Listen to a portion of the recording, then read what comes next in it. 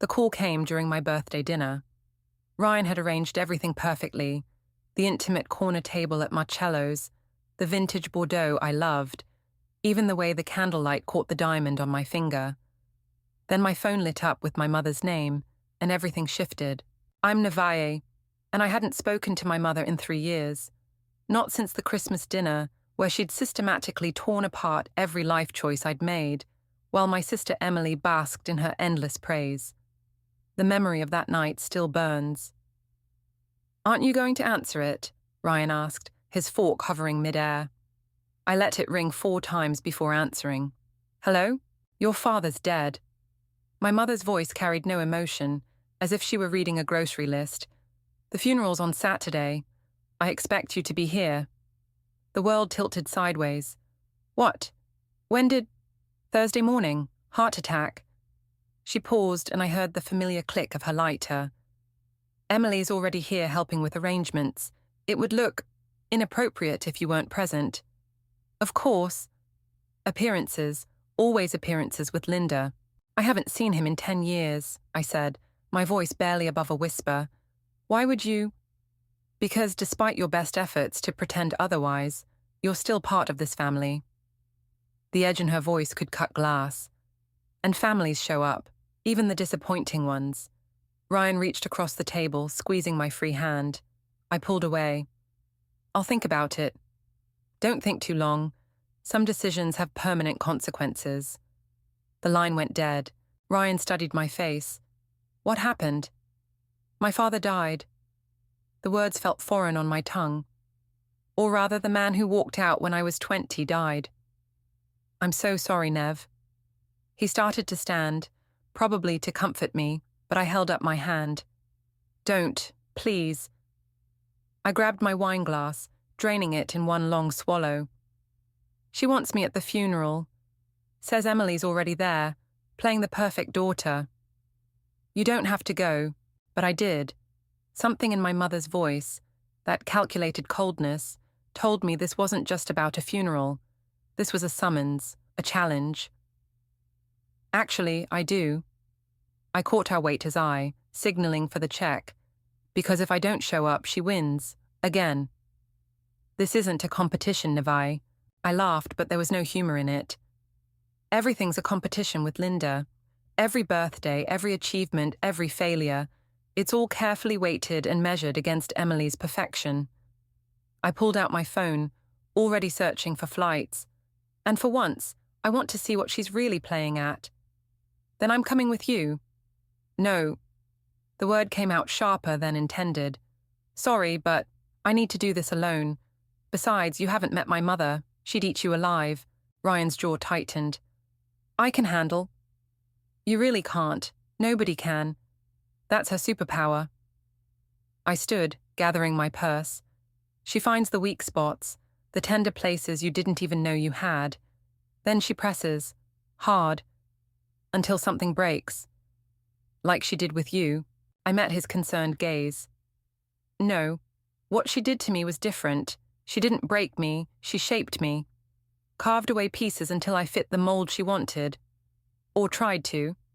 I smiled, but it felt more like baring teeth. "But I'm not that malleable anymore." The drive home was silent. Ryan kept glancing at me, probably waiting for tears or a breakdown. But all I felt was a strange, cold clarity. My father was dead. My mother was summoning me home. Emily was already there, no doubt positioning herself perfectly in the spotlight of grief. And for the first time in years, I had a chance to step back into that poisoned garden of a family and maybe, finally, pull up some roots. I just had to be careful not to get tangled in them again. The box sat on my father's desk like a time bomb. Cardboard, weathered at the corners, with my name scrawled across the top in his messy handwriting. I traced the letters, feeling the indentations his pen had left. "Don't get too excited," Emily said from the doorway. "It's probably just more of his broken promises." I didn't turn around. "Shouldn't you be helping Mother plan the perfect funeral?" "Already done. Black roses, string quartet, catered reception." Her heels clicked across the hardwood floor. "Mother wanted white lilies. but I convinced her black roses would be more dramatic. Of course she did. Emily always knew exactly how to play to our mother's flair for theatrics. You haven't changed the room, I observed, taking in the familiar leather chair, the wall of books, even the half-empty Scotch bottle on the corner shelf. Mother couldn't bear to. David suggested turning it into a home office, but Emily picked up a framed photo from the desk. Well, you know how she gets about preserving things exactly as they were. Except when it came to me, I was the only thing Linda had ever wanted to change. The box felt heavy in my hands as I lifted it. Inside, I found a collection of seemingly random items: an old baseball, a dried corsage, a stack of birthday cards I'd made him, and beneath it all, a sealed envelope. "What's that?" Emily moved closer, her perfume, Mother's signature scent, making my head swim. "Nothing that concerns you." I tucked the envelope into my jacket pocket. "Everything in this house concerns me." Her smile didn't reach her eyes. "I'm the one who stayed, remember? The one who helped pick up the pieces after you ran away." "Ran away?" I laughed. "Is that what Mother's telling people now?" "She doesn't have to tell them anything. They saw it themselves. You abandoning your family right when... When what? When she was orchestrating your perfect life? When she was systematically destroying mine?" The door creaked, and David appeared, looking uncomfortable as always. "Girls, your mother wants everyone downstairs for dinner." Emily's demeanor shifted instantly, her voice honey-sweet. "Of course, Daddy. We were just reminiscing." I followed them down to the dining room, where Linda sat at the head of the table like a queen holding court. The good china was out, the set she'd always said I wasn't careful enough to handle. "Emily, darling, tell Nevi about your promotion," Linda said as the first course arrived. "Oh, it's nothing really." Emily's false modesty was perfectly practiced. "Just made partner at the firm, youngest in the company's history." "Following in your father's footsteps," Linda beamed, unlike some who preferred more creative pursuits. The jab was familiar, but it still stung. My successful photography career meant nothing to her. It wasn't part of her prescribed path. "Actually," I said, reaching for my wine, "I just landed a major gallery showing in New York." "How lovely." Linda's smile was arctic. "Emily's firm just opened their New York office. Perhaps she can help you network with some actual professionals." David cleared his throat. "The salmon is excellent tonight." "It's overcooked," I said, just to be contrary. Emily touched our mother's arm. "I can have my chef give yours some tips, Mother. He trained in Paris." The conversation continued like this, a carefully choreographed dance of praise and subtle daggers. But my mind was on the envelope in my pocket, growing heavier with each passing minute.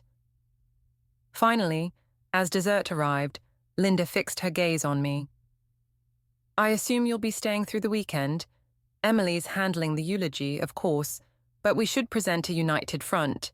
Actually, I found something interesting in Father's study." I pulled out the envelope, watching her face carefully. "Care to explain why it's dated the day before he left?"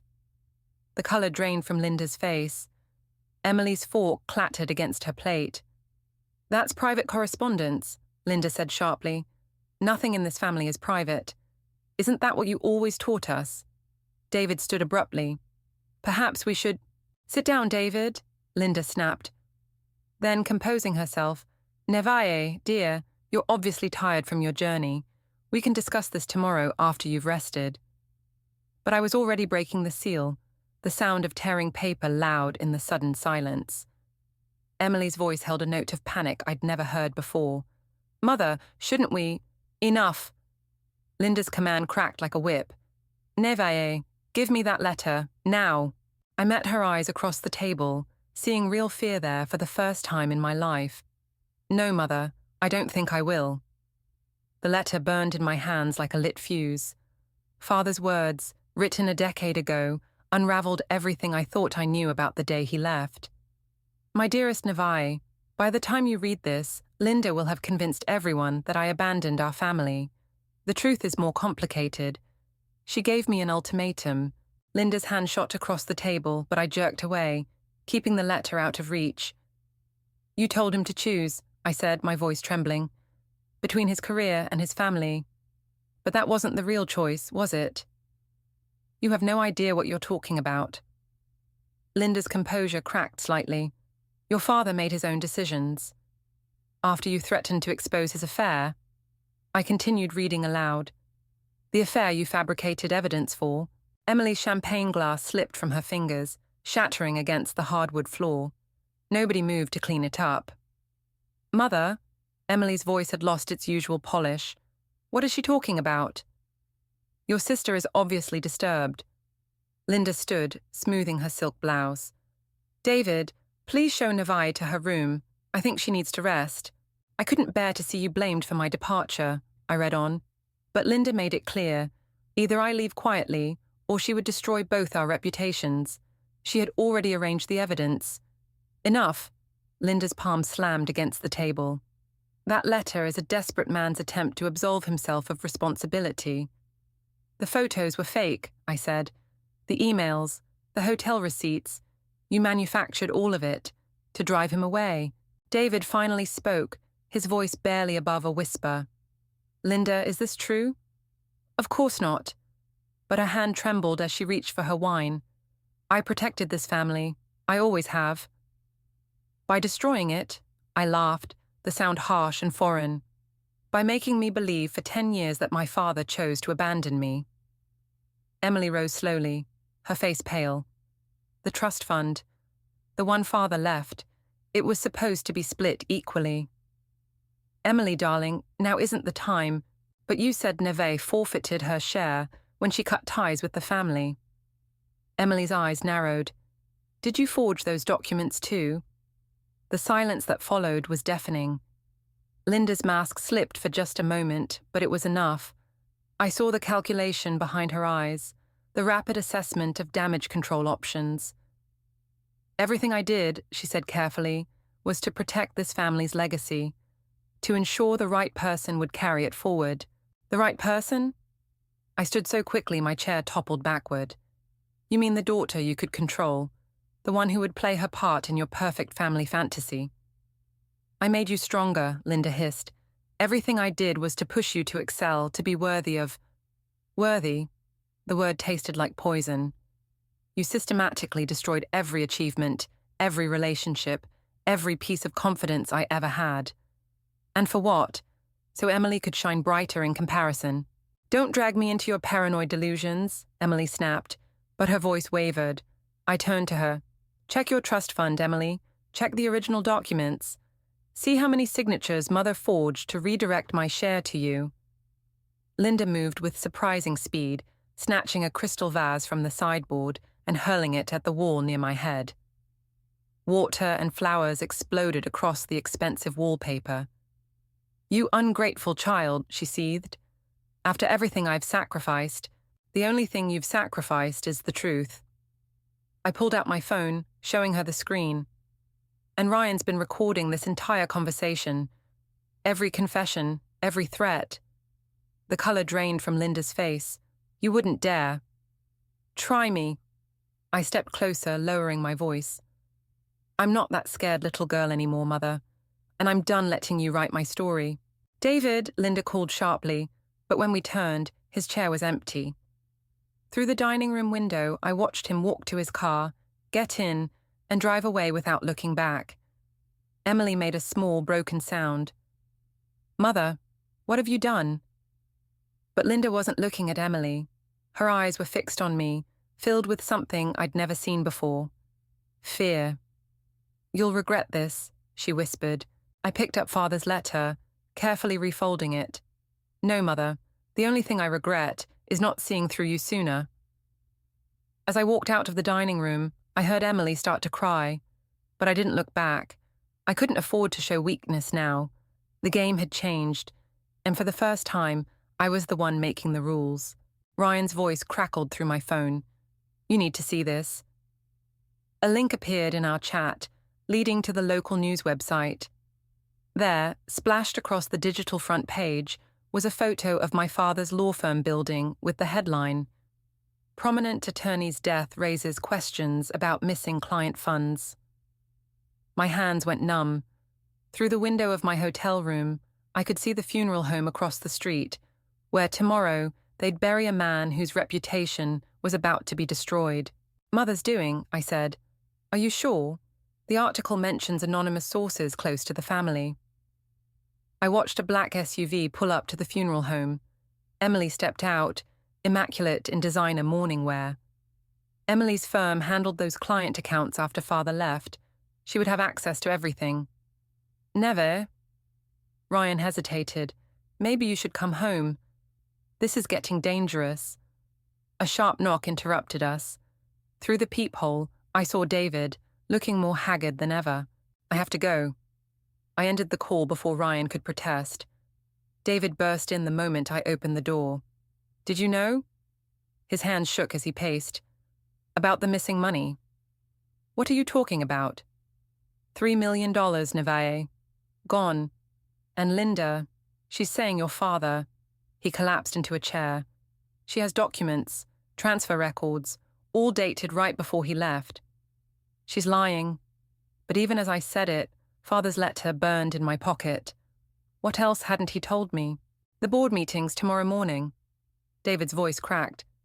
They're voting to remove Emily as partner, pending investigation. Linda's threatening to release everything to the press unless... Unless what? Unless you publicly confirm the story. Back up Linda's version of events. The pieces clicked together. Of course, Linda needed a witness, someone who could claim their father had confessed his crimes before leaving. Someone whose testimony would protect Emily's position at the firm. My phone buzzed. Emily. We need to talk, alone. I found her in Father's study 20 minutes later. She stood at his desk, holding a familiar-looking file. Did you know, she said without turning, that Father left you controlling interest in the firm? The room tilted slightly. What? It's all here, his original will, the ownership transfers, everything. She laughed bitterly. Mother spent 10 years hiding it, forging documents, redirecting your shares to me. But she missed this copy. Why are you showing me this? Emily finally turned. Her perfect makeup couldn't hide her exhaustion. Because Mother's plan will destroy everything Father built, and I need your help to stop her. My help? I stepped closer. Or my signature on whatever document gives you full control. You don't understand. These client accounts, Mother's been embezzling for years, using Father's old passwords, forged authorizations. If this investigation goes forward, it all leads back to you, I finished, since you've been managing those accounts. I didn't know. Her voice cracked. I trusted her, just like you trusted Father. A text lit up my phone. Linda, the press conference is at 9 a.m. Don't disappoint me, dear. What's it going to be, Nevaeh? Emily's mask slipped, showing real fear. Help me protect the firm, or watch Mother burn it all down. I pulled out Father's letter. There's a third option. What? We tell the truth, all of it. The forgeries, the manipulation, the stolen money. Everything. She'll destroy us. No. I met her eyes. She'll try, but I have evidence. Father's letter, Ryan's recordings, your documents. Together we could... Together? Emily laughed harshly. When have we ever been together, Nevaeh? Mother made sure of that years ago. My phone buzzed again. Ryan, warning me about reporters gathering outside the funeral home. Choose quickly, sister. Emily held out the file. Mother's press conference is in 12 hours, and she always wins these games. I looked at the file, then at Father's letter. The choice felt like a noose tightening. Protect Emily and become complicit in Linda's schemes, or expose everything and watch our family's legacy crumble. But maybe there was another way, one that would require perfect timing, absolute trust, and the biggest gamble of my life. You're right about one thing, I said, reaching for the file. Mother always wins these games, so maybe it's time we change the rules. The USB drive felt impossibly small for something containing enough evidence to destroy my family. I watched the data transfer progress bar inch forward on my laptop, while Linda's voice drifted up from the garden below. Of course the funeral will proceed as planned, she was saying to someone. The press conference beforehand will clarify any misconceptions about Charles's legacy. My phone buzzed. Emily. Mother's gathering the board members early. Whatever you're planning, do it now. I checked the security footage Ryan had helped me access. Linda was in the garden, orchestrating tomorrow's performance like a theatre director. David's car was still missing from the driveway. And Emily was approaching my door. The knock came soft but insistent. "It's done," she said when I opened it. "The documents you wanted. Mother keeps everything in her private safe." She handed me a manila envelope, her perfect manicure catching the light. I had to wait until she was distracted with the funeral arrangements. "And the board members' contact information. All here." She tapped the envelope. "But Mother's already reaching out to them. Whatever you're planning, the less you know, the better." Emily's laugh was bitter. "Still don't trust me? Should I?" The data transfer completed with a soft chime. Emily's eyes darted to the laptop. "What's on that drive?" "Insurance." I ejected it, slipping it into my pocket. "Go back to the garden. Keep Mother occupied." "She's not stupid, Nivea. She knows something's coming." "Good." I checked my watch. "The reporters are already gathering outside. Let her perform for them one last time." Emily lingered in the doorway. "What happened to you? The sister I remember would never—" "The sister you remember died the day Father left." I met her gaze. Mother made sure of that. My phone lit up again. "Ryan. Live feed ready. Sure about this?" Before I could respond, Linda's voice cut through the house like a blade. "Emily, darling, the caterers need your input on tomorrow's arrangements." Emily's mask slipped back into place. "Coming, Mother." But she hesitated, turning back to me. "Whatever you're planning, just remember, some wounds don't heal." "I'm counting on it." Once she left, I opened Father's letter again, focusing on the part I'd kept secret. "The proof is in the paintings, your mother's greatest pride and her greatest vulnerability." I moved to the study where Linda's prized art collection hung. Original pieces worth millions, the cornerstone of her carefully curated image. I ran my fingers along the frames until I found it, the slight gap behind her favorite Monet. The hidden compartment contained exactly what Father described. Ledgers, dating back 15 years. Each page detailed Linda's systematic dismantling of his life, his reputation, his relationships, and more recently, her manipulation of client funds through Emily's position at the firm. My hands shook as I photographed each page. The final ledger entry was dated 3 days before Father's death. A message from Ryan popped up. "Live stream setup complete. Broadcasting range, 5-mile radius, including the funeral home and law firm." I touched my earpiece. "How many viewers so far?" "Over 300. Local news picked up the signal." Heavy footsteps approached the study. I barely had time to return the ledgers before Linda appeared in the doorway. Admiring the collection, her smile was razor-sharp. "Your father never appreciated fine art, but you always had an eye for value." "Like that Monet?" I gestured to her favorite piece. "Must be worth a fortune." "Priceless, actually." She moved closer, wine glass dangling from her fingers. "Though not as valuable as family loyalty." "Is that what you're calling it now? Choose your next moves carefully, dear." Her voice dropped to a whisper. "Emily told me about your little investigation. Did you really think I wouldn't notice?" My phone vibrated. Viewer count 1,000 plus. Linda's eyes narrowed at the sound. "Tomorrow's press conference will proceed exactly as planned. You will support Emily's position at the firm, and this rebellious phase of yours will end." "Or what? Or I'll finish what I started with your father." She took a slow sip of wine. "Only this time, there won't be anywhere for you to run." The livestream counter ticked higher. In my pocket, the USB drive contained enough evidence to destroy her. In the envelope Emily provided, the board members waited for the truth. And somewhere in the city, David was deciding whether to return for tomorrow's performance. I met Linda's gaze, seeing not the powerful matriarch she pretended to be, but a desperate woman clinging to control. "You're right about one thing, Mother." I moved toward the door. "This ends tomorrow, just not the way you planned."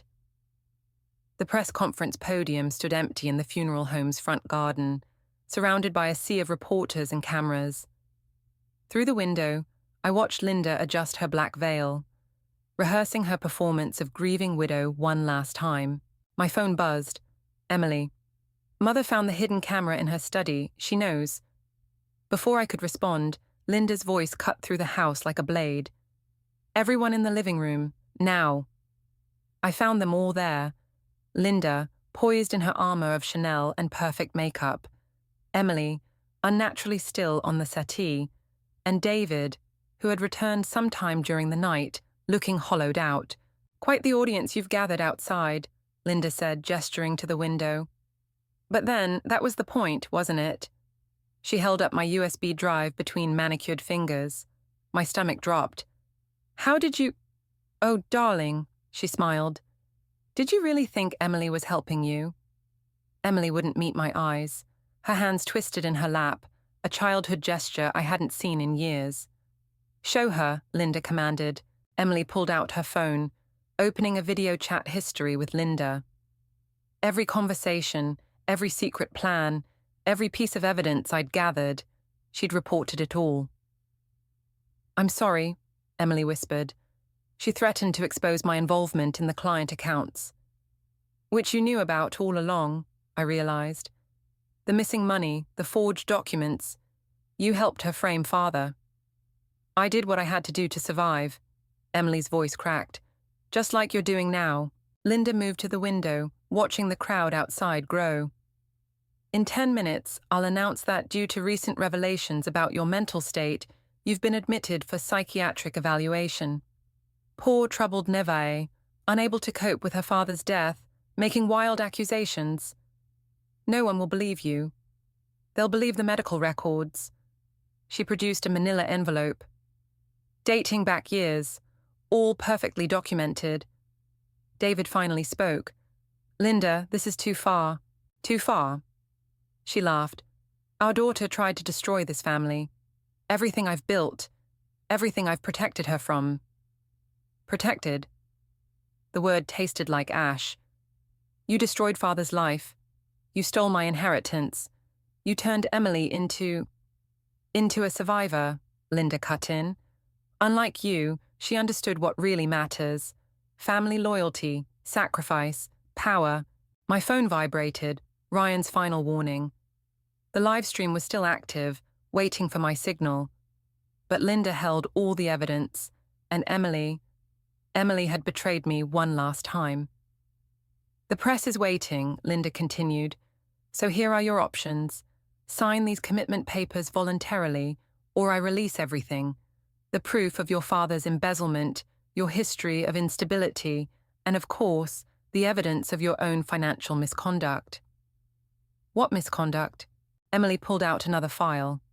"The transfers you made last night, moving firm assets to offshore accounts, all traced back to your login credentials." My head spun. They had thought of everything, every possible move, every defense, systematically stripped away. "Tick-tock, dear." Linda held out a pen. "The reporters are getting restless." I looked at David, but he just shook his head, defeated. At Emily, who had learned our mother's lessons too well. At the pen in Linda's hand, waiting to sign away my freedom, my truth, my revenge. "If I sign," my voice barely a whisper, "what happens to Father's reputation?" "We'll protect it, of course." Linda's smile was triumphant. The prodigal daughter, returning home to honor her father's legacy, only to suffer a tragic breakdown. The family, united in grief, supporting her recovery. She was already crafting the narrative, weaving her web of lies into something the world would consume eagerly. And I would disappear into some private facility, my evidence dismissed as delusions, my truth buried with Father. My phone buzzed one last time. Not Ryan, but a text from an unknown number. "Parking lot, 2 minutes. Bring the truth." "D." David's eyes met mine for a fraction of a second before he looked away.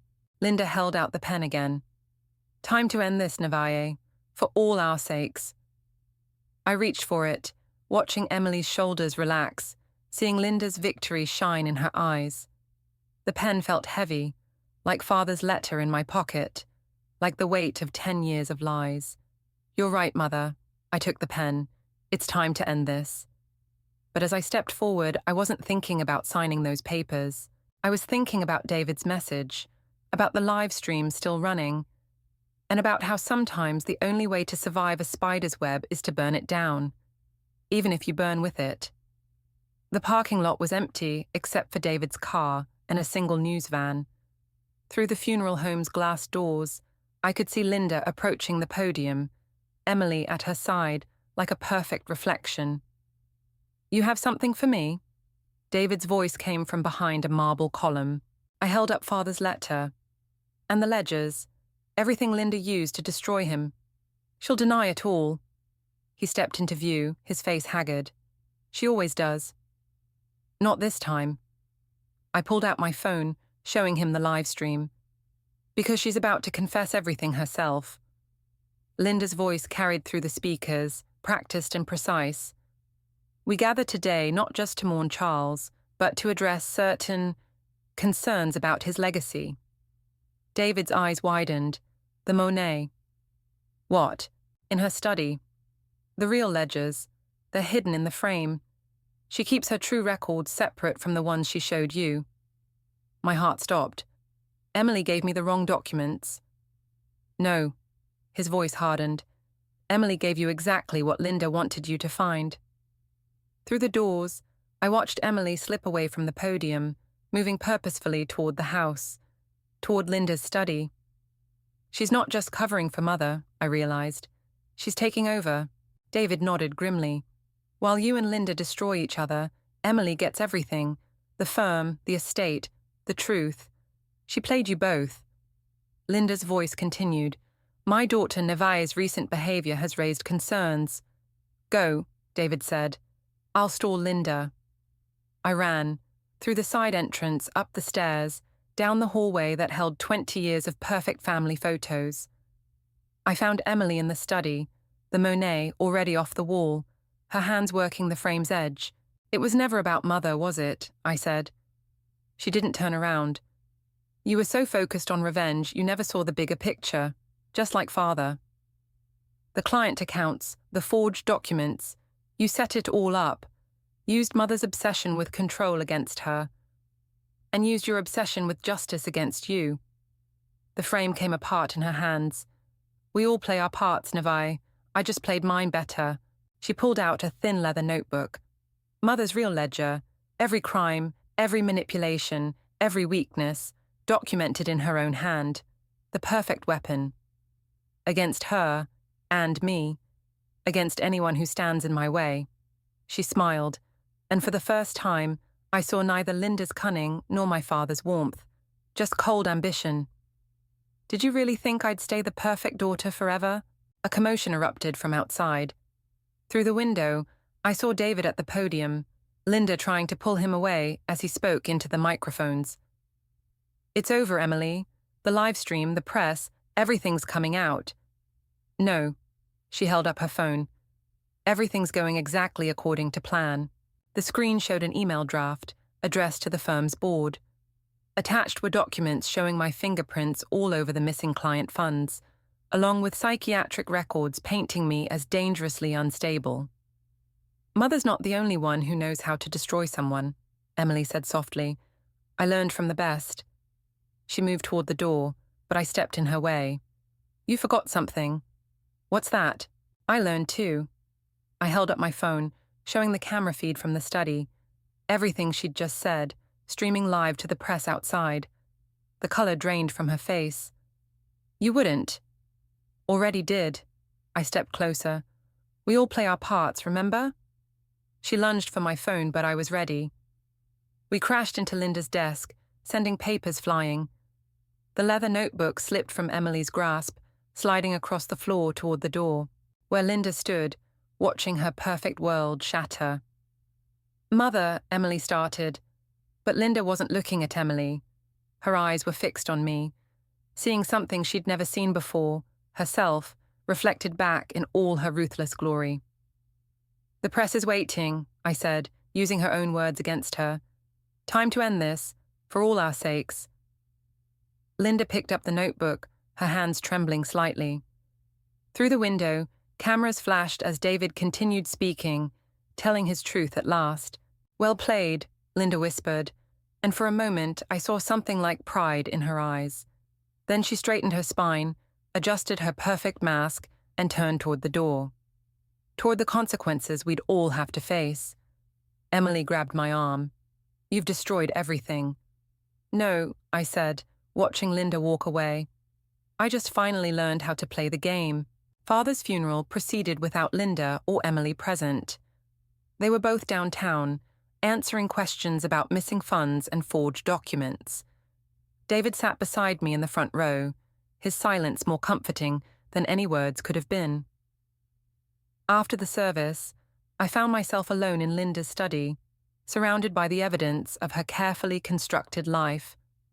The Monet's empty frame hung like a wound on the wall. On her desk, newspaper headlines screamed about scandal and betrayal. My phone buzzed. "Ryan, board meeting's over. Emily's out.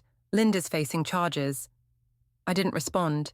Instead, I opened Father's letter one last time, focusing on the part I'd kept secret from everyone. "The greatest revenge isn't destruction, Nivaye. It's living well despite those who tried to break you." The study door opened. Linda stood there, looking smaller without her usual armor of perfection. "They're selling the house," she said flatly, "and the art collection, part of the settlement." "I know." I carefully refolded the letter. "The firm's partners called. They're restructuring, starting fresh. Under your leadership." It wasn't a question. Emily told them everything, trying to save herself, but she only proved why you should take your rightful place. I turned them down. Linda's mask cracked slightly. "What?" "I'm opening my own photography studio instead." I met her gaze. "With the money Father left me, the real inheritance you hid all these years. You're walking away, after everything." "I'm choosing myself, finally." I stood, gathering my things. "Emily chose power. You chose control. I'm choosing freedom." "Freedom?" Linda laughed bitterly. "There's no such thing. Someone always holds the strings." "Only if you let them." David appeared in the doorway, carrying a box of his belongings. "The car's ready." Linda's hands trembled slightly. "David, please." "No, Linda." His voice was gentle but firm. "Not this time." I moved to leave, but Linda grabbed my arm. "You think you've won? That destroying this family makes you stronger than me?" "No, Mother." I carefully removed her hand. "Walking away does." In the hallway, I paused at the family portrait from my childhood, the perfect family frozen in time. I took it off the wall, removed the photo, and found what I knew would be there, a small key taped to the back. "The safe deposit box," Linda whispered. "You knew?" "Father told me, in the letter." I handed her the key. "It's your last chance to do the right thing, to give back what you stole from the firm's clients." "Why are you—" "Because I don't want revenge anymore. I want peace." I left her there, standing amid the ruins of her empire. David waited by his car, a question in his eyes. "You're sure about this?" he asked. "About walking away?" "Yes." I looked back at the house one last time. "About forgiving?" "I'm working on it." Emily's car pulled up. She stepped out, designer clothes, replaced by something simpler. Our eyes met briefly before she walked past us into the house. No words, no accusations, no apologies.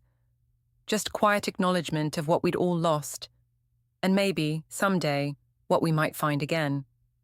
Ryan was waiting at the airport. "The studio space is perfect," he said. "Just needs your vision."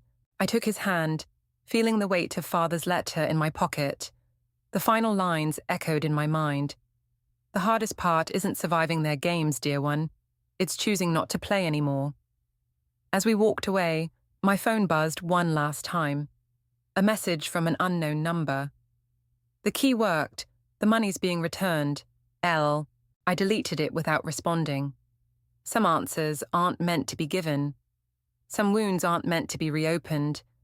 And some victories come not from winning, but from changing the rules entirely. Behind us, a plane took off, its shadow briefly darkening the terminal windows. I thought about Emily in that big empty house, Linda in her new, smaller world, and David starting over somewhere quiet. All of us scattered now, like pieces of a broken mirror, each reflecting a different truth, but my reflection was finally my own.